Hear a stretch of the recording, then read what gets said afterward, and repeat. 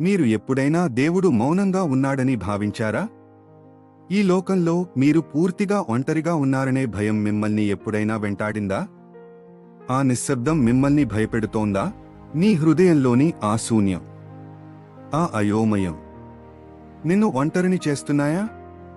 మీకోసం ఎవరూ లేరని, మీరు ఎవరికీ పట్టరని మీరు అనుకుంటున్నారా? కానీ వినండి, పరిశుద్ధ గ్రంథం ఇలా సెలవిస్తోంది. ఒక స్త్రీ తన పసిబిడ్డను మరచునా? ఆమె మరచినను నేను నిన్ను మరువను. యెషయా 49:15. ఆయన మాట తప్పని దేవుడు. తల్లి తన బిడ్డను మరచినా దేవుడు తన ప్రజలను ఎన్నటికీ విడువడు.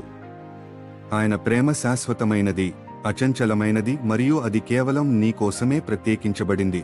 నీ సమస్యలు ఎంత పెద్దవైనా ఆయన నీతోనే ఉన్నాడు.